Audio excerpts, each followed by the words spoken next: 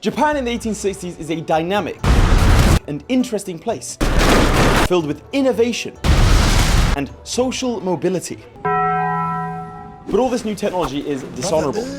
As can be seen in the documentary The Last Samurai, touching a gun is forbidden for a warrior following the Bushido Code.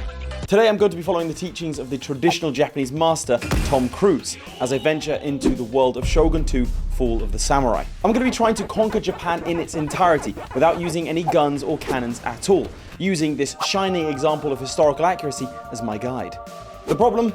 Guns are good at killing samurai, and charging Gatling guns has mixed results. The mixed results being that your insides are mixed with your outsides into a spectacular fertilizer. For this, we're also going to be doing the Total Domination campaign, which means that we have to conquer every single province in the entirety of Japan, which means cities, which means sieges, which means... What makes Shogun 2 even more complicated is the faction system, where you swear to either the Shogun or the Emperor, or a secret, impossible third option that has the entirety of Japan declaring war on you. Guess which I'm doing. We'll be beginning as the Obama clan, who start in the middle of the map, the worst possible position. Why am I starting as them? It's funny because it's Obama. We're going to succeed where Tom Cruise failed, or die trying. We begin in 1864 with the city of Wakasa, our capital. Our first step is to purge the ranks of anyone touching a gun, because we have to follow the example of the historical documentary, The Last Samurai. This is our daimyo, Sakai Tadayoshi, and here is his son, Sakai Tadauchi, a very important character you're going to need to remember for the rest of this video. We're allied to the Miyazu clan to the west, but are at war with the Fukui in the east, who hold Echizen. Naturally, being at war with them, we march straight to their capital. Upon attacking the settlement, the auto-resolve tells us that we're going to lose, presumably because they have guns. Okay, Taking manual control, don't worry, because I'm 100% sure that we'll... Okay, initially we take a lot of casualties, but now they're up on the walls, there is absolute... Okay, so now they're outside of the walls, but they're attacking our heir, a samurai warrior. There's no way some peasants with broomsticks are gonna do... Sir, your general has fallen. Sadly, our heir is dead and we fail to take Echizen. But don't worry, not all is lost. His brother, our new heir, has survived the battle, and under his leadership, I'm sure that we'll be able to... Oh, the battlefields of feudal Japan aren't interesting enough for you? You need something with a bit more pizzazz? Well, I'm afraid there's just nothing I can do, except introduce today's sponsor, Warhammer 40,000 Tacticus. If you're looking for some fast-paced action, look no further. We've got it here with this tactical, officially licensed game you can download right now using the QR code on screen. There are more than 120 champions from over 21 playable factions. Me personally, I am a Necrons guy, mainly because of this chap. I mean, look at him. He's actually super sensitive and sweet. Yeah, no, I'm lying. I like him because he's a debuffer, and that's the role I like to play. You like having fun? Well, taking away that fun is my fun. We've got PvP, PvE, you're gonna be playing so much you'll need PPE. This is a turn-based tactical RPG you can play anywhere, and with a 4.8 from over 40,000 ratings, you know you're in for a good time. Whether you're looking for tactical depth and winner takes all, or a more casual approach to wiping out alien life, Tacticus has you covered. Right now, Tacticus is celebrating Dawn of War 4. Starting May 24th, you can try their recreation of the survival game mode, The Last Stand, featuring Cyrus, captain of the Blood Ravens chapter. What are you waiting for? Check it out for free today using my link in the comments or scanning the QR code on screen now. To summarize, we've lost all of our troops, both of our heirs, and are now completely defenseless. Not the greatest start for a campaign that's meant to conquer the entirety of Japan. Our family tree is looking a bit withered, and with our daimyo being 51 years of age, he's not exactly the most fertile. Still, we have our general, Owari Yoshitsugu. We're going to pretend this man is actually a long-lost son. He's going to be an important character who I'm sure will win us many battles. And with that, all we can really do is build up some industry and hope for the best. Speaking of, almost all of the tech tree is to do with guns. You might think this is a bad thing for us, but you would be stupid and probably not subscribe to the channel. You can change one of those things right now. What this means is that we're free to focus entirely on economic technologies, giving us an economic edge over our opponents. Not a military one though. They have guns. What we have though are peasants, and lots of them. As we march towards Echizen once more, the cowardly enemy retreats from us, and I prepare to bravely siege and starve out the defenders. However, the dastardly and sneaky enemy decides to attack us directly, meaning now we're fighting for the fate of the town on an open field. You might think that an open field suits the guys with guns, but I have a cunning plan. I create a large U-shape with my army and wait. I will call this the Wings of the Crane. Or in Japanese, 神は私を見捨てた. when the enemy are almost close enough to open fire, we charge directly at them. Go boys! Run into the haze! You see, there's a part of the historical documentary, The Last Samurai, where Tom Cruise shows how poorly trained the Imperial troops are by putting them under severe pressure, causing them to miss. By running at the enemy full tilt, we can cause them to miss. And whilst that's happening, the wings of the crane fold inwards and embrace the enemy. This actually begins to work, with one slight hiccup. The loss of your general has shaken the morale of the men, sir. Still, this is a proof of concept, because after that battle, it shows that we can actually win without guns. I mean, yeah, 3 heirs had to die to get to this point, but that's besides the point. With no army to defend, Echizen finally falls to us. All it took was the death of my entire dynasty. Our ally is attacked by... I'm not going to try with that one. But we need to defend them as per the Bushido Code. The enemy has sent an army to our friends who reside in Tango, leaving their home completely undefended. So I move in to take the city of Tambo. With only 600 defenders, we take it with ease. While Shogun 2 has a variety of military buildings that, when completed, unlock units such as musketmen and artillery, we are going to be focusing on the Samurai Dojo, which gives us access to things like the Boki or the Yariki, basically actual cavalry, actual bowmen, and actual infantry. To take the settlement in Tambo, I march my entire army over here, so it's no surprise when rebels rise up in Echizen in my absence. Fortunately, they do the honorable thing and straight up kill themselves. Now that is the samurai way. In winter, everyone suffers attrition when not in a home province. So it's very surprising to me when Takayama declares war on me, moves in troops, and looks to attack Ekizen. I scramble to get what little troops together I can, but they besiege us. Looking at the enemy army, it consists of 200 cavalry, which our spearmen are uniquely positioned to defend against. Under the watchful leadership of Ashina Chikasuke, we defeat them. That's enough bravery for me to adopt this man as my own. I mean, just look at him, weeping with happiness. I don't want to die. Once winter ends, we march our ruler deeper into enemy territory. But I probably should have helped our ally who has now been destroyed. This means we are surrounded by enemies, but so is the Church of Scientology. So we're going to follow their example and go on the attack. We attack Harima, but there's a hefty defense force here. So hefty, in fact, they attack us themselves on the next turn. Now this lot have actual cannons, but I have a cunning strategy. Sacrificial troops. This battlefield is perfect for us because we have hills that can cover us until the very last moment. Playing peekaboo with someone holding a rifle isn't generally recommended, but by timing it just right, we managed to crash into them without them firing a single shot. Oh, we're just gonna they couldn't get a shot off on us! They couldn't get a shot off! Go boys! Across the line, straight in! Once they're engaged in melee, the enemy quickly routs, and I genuinely couldn't believe how well that went. Oh my god, that was genuinely really good. That never happens. This leaves Harima to be taken next turn, which we also loot. And before you ask, yes, looting is a samurai tradition. I live in Birmingham, and that's why Tom Cruise can't be mad that I stole his watch in 2021. Allegedly. Now we have a few established territories under our belt, it's time to look for succession. After all, chances are this one doesn't really make it a year. This is the current diplomatic situation, and as you can see, we're surrounded. Having seen this map, I decide that we need to get some sort of safety back. So I leave a token force behind in Harima, recruit all new spearmen that have armor, and move an army north to try to break through to safety. You may think that this army is too large for us to take, but the modernist dogs cannot begin to comprehend the mind of a samurai, and so we deploy a shinobi. Masters of the Shadows, they can be employed to take out key targets, distract armies, and throw a smoke bomb when they fail.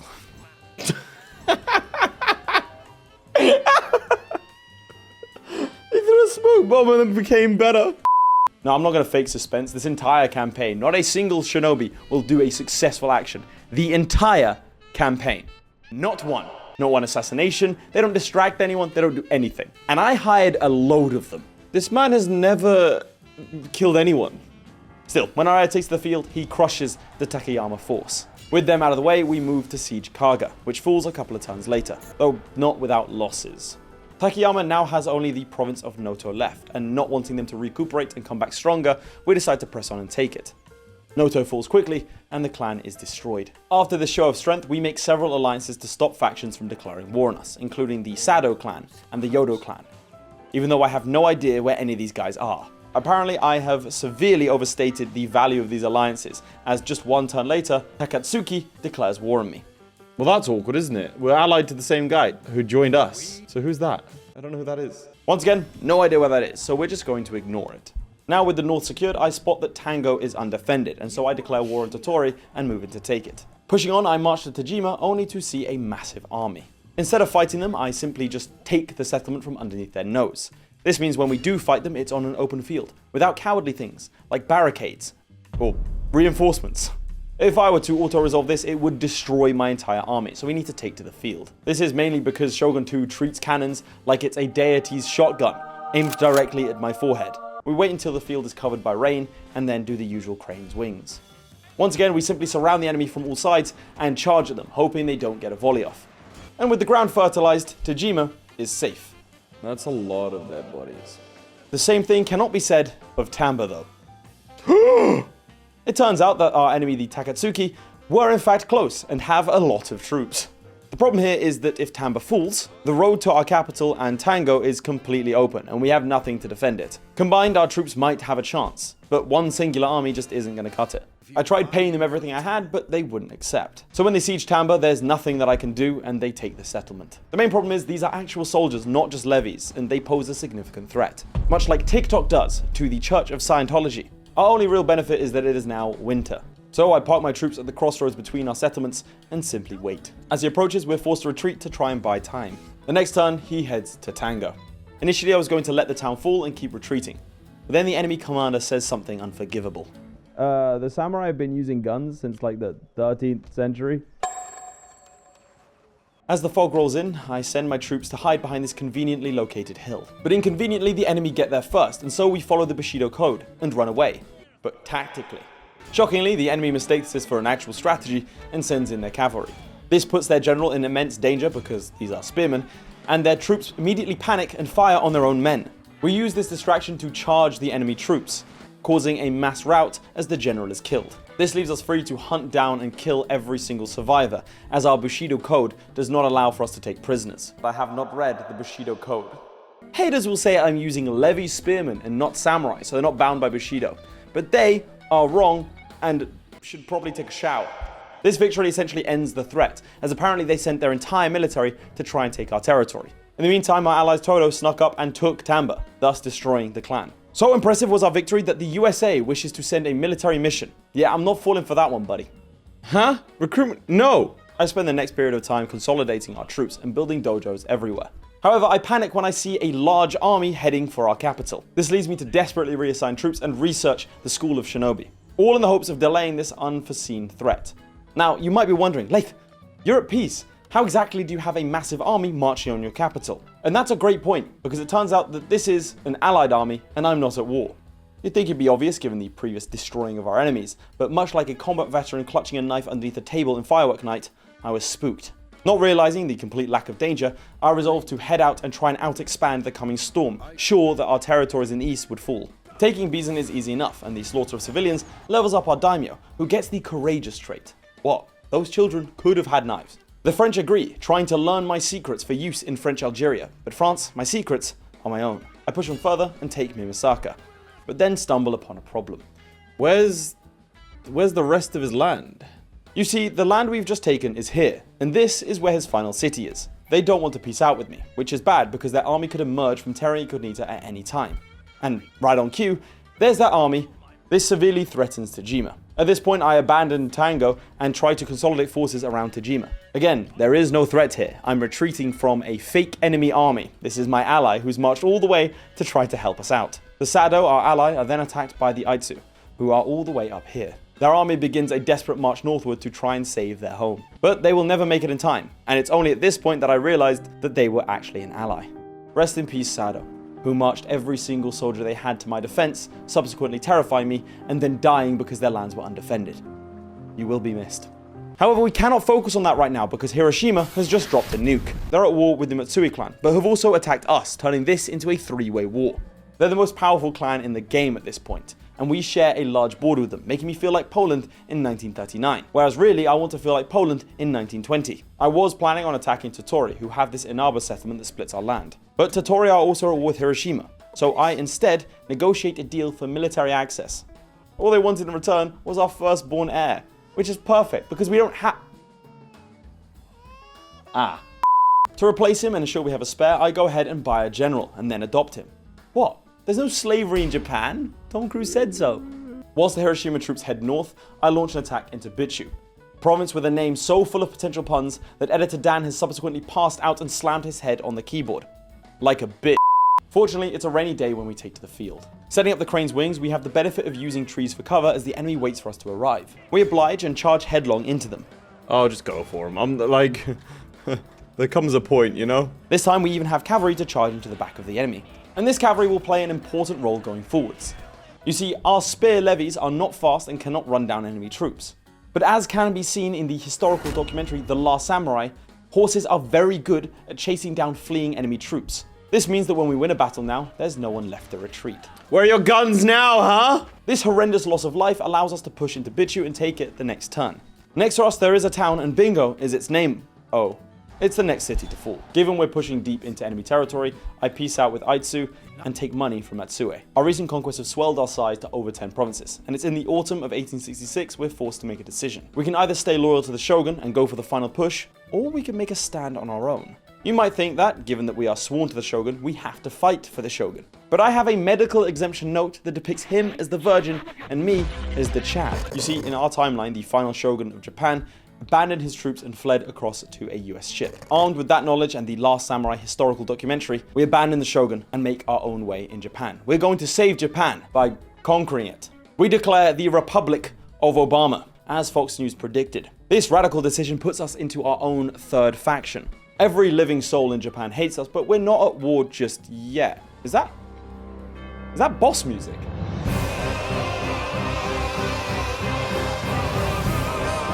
Not only are we at war with every single daimyo on the map, but the Emperor himself declares war on us, and so does the Shogunate. We are public enemy number one, and to be honest, I haven't thought this through. Oh no. That's not ideal. Our first step is to immediately recall all armies and place them in cities. We then focus on conscripting as many peasants as possible that have more than one limb. Harima is the first city to be attacked, by our former allies of Yodo, no less. Fortunately, half the army are cavalry, and they are attacking a fort.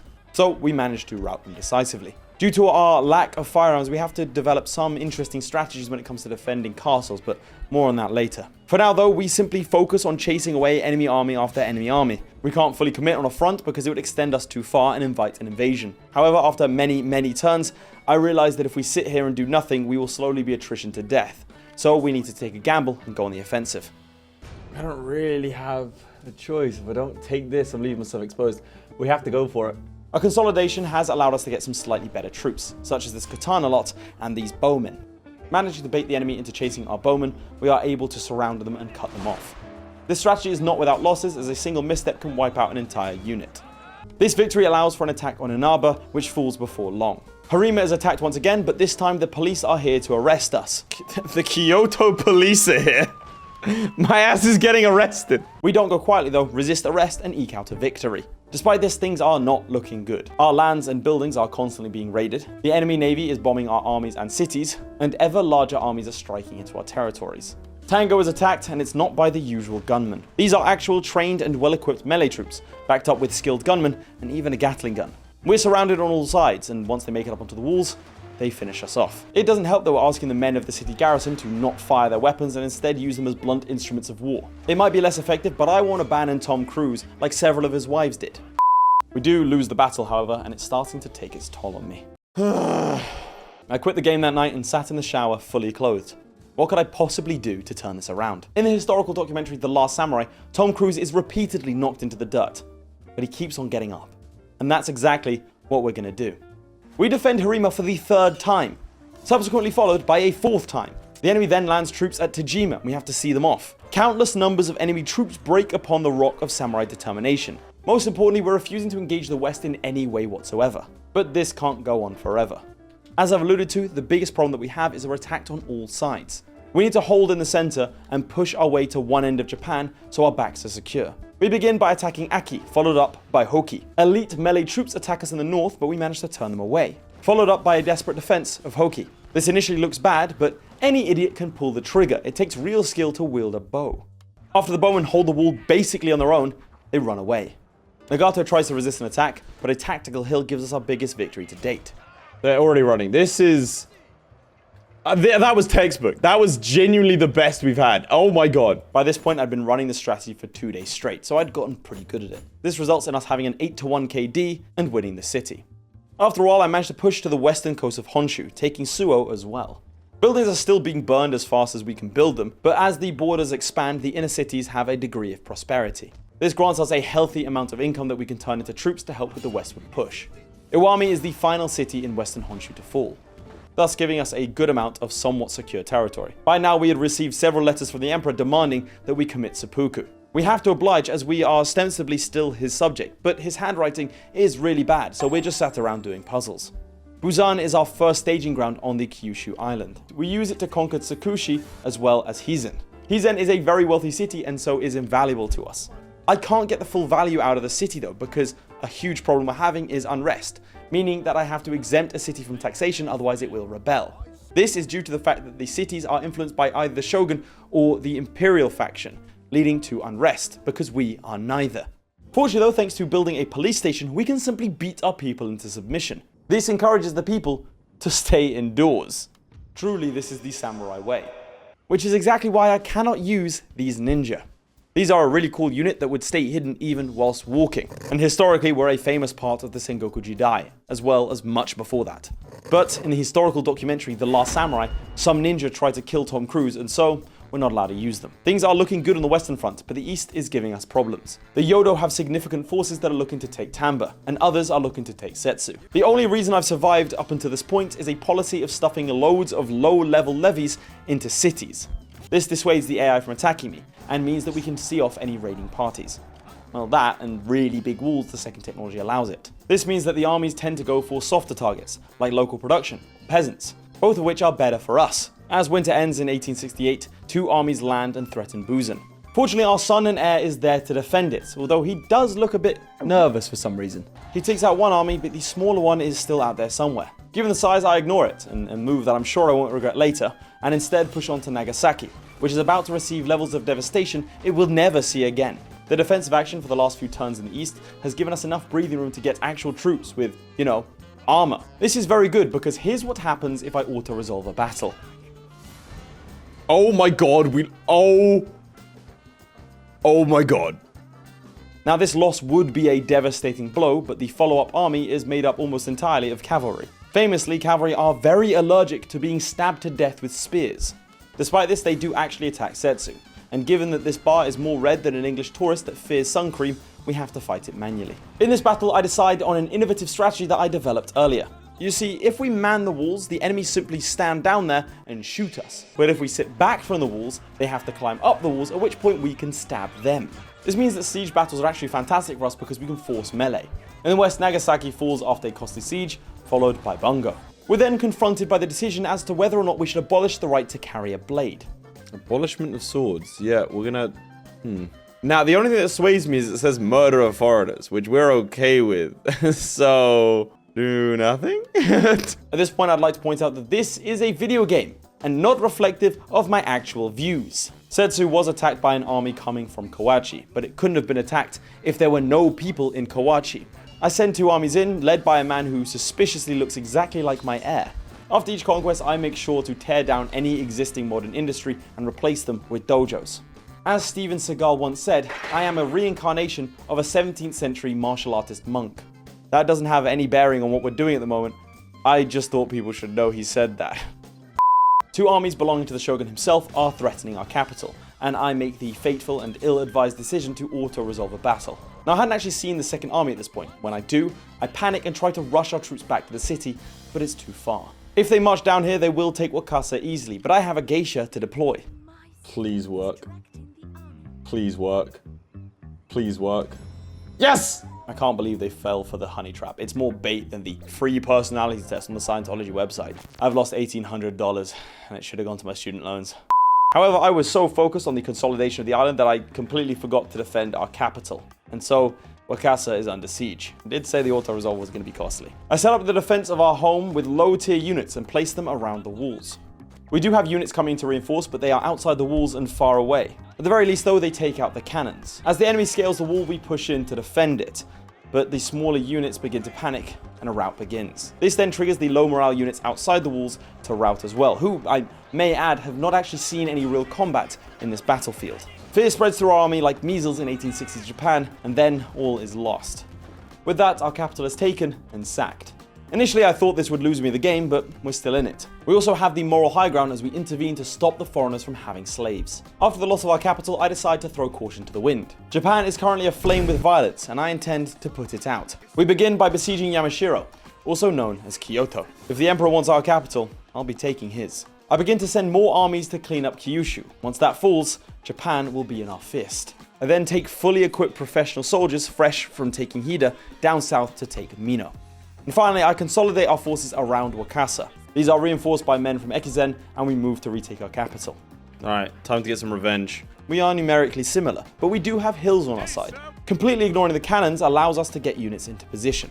Then, when we are wrapped around their flanks, we charge. After a furious fight, the enemy right flank collapses, and we then run them down. Excellent. That's a nice victory, that. The next turn, we push to Wakasa, and after reinforcements arrive, we take back our home. It's a little bit of an embarrassing story to tell, but fortunately for us, it's like it never happened. It's not all sunshine and roses though, as remember a while back I told you there was that army that slipped away that I wasn't concerned about? Yeah, I've still not been able to catch that army, and it's been taxing. Oh, he's gone somewhere. Where's he gone? Every time I get close, he simply retreats and runs away, but now I have him cornered. There he is, we found him again. We send 2,500 men to confront 1,100, mostly levies. Now, the auto-resolve says we're going to win, and so I... Oh, so that's what we do now, Shogun 2, huh? We lie. We lie to friends. That's enough Shogun for the day. I genuinely quit at that moment. A new day dawns of Shogun 2 gameplay, and with it, I get my revenge. Yeah, I'm not falling for that auto-resolve again. In this battle, we get to see the full power of the Chad Bow versus the Virgin... I've already made this joke in this video, haven't I? Instead of using any tactics, I resolve to instead run straight at the enemy, trying to finish them off as fast as possible. Ow! Charge the cannons! Charge the cannons! And with that, the army that I've been chasing for several years now is gone, leaving us to take Satsuma. As technology progresses, we unlock better buildings, but the enemy unlocks better guns, such as the parrot guns. Outside Kawachi, I encounter a force full of them. Oh, we have to fight this. Look at the amount of parrot guns. Oh my god. We wait for fog to fill the air and start deployment. First, we take out their cavalry, and then their dishonorable weapons of war. Hit the parrot guns! Hit the parrot guns! In the forest, we charge at line infantry, before causing a mass rout, leading the parrot guns to attempt to casually walk away in the confusion, which doesn't work. We fight another siege for another town, but there's a huge force defending here. Did I just make the same pun in 2 consecutive videos? We brave the onslaught of bullets. Up the hill, boys! Get surprised by troops outside the walls. Oh my... Whoa, whoa, whoa, whoa! Kill those forces, scale the walls, and kill the enemy Hang on, where's the enemy general? Is he just leaving? Who's that? Who were they killed by? I didn't do that. Only a meager loss of a third of our force, and we're one step closer. Omi falls on the next turn, then South Shinano after. Once Asumi falls, the southern island of Kyushu is ours, as we begin to reach critical mass. Bang, all in one. Boom, the island is done. The freeing of forces allows us to send reinforcements to Shikoku, as well as begin an island hopping campaign starting with Tsushima, which turns out to be very well defended, and with it being winter, I immediately retreat. How long left of winter? 3 turns. Yeah, get back on the ships, boys. We're not taking Tsushima. But the Imperial forces aren't quite done yet, with an attack on Kyoto launched to secure the Emperor. With 3,100 men, the combined Yodo and Imperial forces take Kyoto and whisk the Emperor to the northwest, far out of reach for now. An attack on Awa is rebuffed after a lengthy manual battle, but my attempts to take back Kyoto with the nearest forces does not go nearly as well, with our troops failing to make it to the enemy line without taking several volleys. Ultimately, we lose the melee battle and run. If you just turn around, you'd win that. The Yodo defenders then attempt to finish off this army. A baffling move given our numbers, but one made sane by the terrain. We are forced into crossing into single point, and in the mass melee that happens next, our troops ultimately flee. How? How are you routing? Look how many there are of you. How are you routing? With the entire army being crushed. But as Tom Cruise says, depression isn't real, and he's right, as all of my ill feelings disappear after we take Tosa, and Sanuki falling puts them to bed for good. I have learned from the mistakes of the auto-resolve and am now sending at least 5 armies to take any single city. This strategy works remarkably well, as the enemy will eventually run out of bullets. In the west, the island hopping campaign progresses well, with Tanegashima falling next. This is particularly satisfying as it was their army that terrorized us for years. Kyoto is recaptured, but the Emperor is nowhere to be found. He has instead left us a note, so we go out and immediately commit to a Subaru. Yamato surrenders, and then Owari, and so should Yamashiro given how few defenders there are. However, the auto-resolve will kill us all, and I am feeling lazy, so I opt to just starve out the enemy. There's nothing but ghosts left in Tsushima, and Iyo falls completely, securing Shikoku. There really is nothing left to stop us from conquering Japan, or so I thought. Issei and Iga both fall simultaneously, with our strategy of count how many men you think you'll need and triple it, allowing us to surround the enemy and rush in, dramatically reducing battle time. I also begin to use the navy to ferry around troops to take out small pockets of resistance, cleaning them up in anticipation of the final push. One of the filthy tricks the enemy deploys is a gross imitation of men. Redheads. These are the Red Bear infantry, elite troops who have seen combat. They're backed up by a lot of firepower, as well as a general who has been tested in combat. But I've never lost to a ginger before, and I don't intend to start to today. Taking to the field, the enemy surrounds us. Their parrot guns completely destroy a few units as we are unable to hide from them. I tell the troops to man the walls, but there's a problem. What happened to the gate? Why did they just let them in? Why are the gates just open? Yeah, the gates were open because the enemy had deployed a highly advanced lockpicking technique called smashing open the wooden doors with cannonballs. This devolved the battle into a desperate melee at both doors, with another assault on the walls. Fortunately, a desperate melee is perfect for our troops. I hold some units in reserve to rest and focus on cycling out the exhausted troops, and then sending in fresh ones to hold the enemy. Our garrison gunmen provide a nice easy target for the parrot guns, and it's not like they're allowed to fire their weapons anyway. The battle stretches on with the reserves placed just in case they break through, but eventually the sun comes up, and the gingers flee in fear of sunburn. Attacking Kai has to be done manually, because apparently 5,000 troops can't handle 600 levies. The battle went exactly as you'd think. The auto-resolves are a source of constant pain in this campaign. What are you on about? Yeah, what? How? What? The slow march up through Japan continues through winter, as my desire for dinner in real life outstrips my willingness to preserve virtual life. Besides, there's always at least 6,000 men attacking any settlement at any given point. That number is only getting bigger, as eventually reinforcements from the Western Front arrive on the east. I mean, seriously, this is a ridiculous number of armies to take 2 cities. And there go Musashi and Shimosa. Fukushima falls, followed by Hitachi, and 4 armies totaling 11,000 men work together to take Shimotsuke. In fact, this is dragging on a little bit. Let's speed things up with a montage.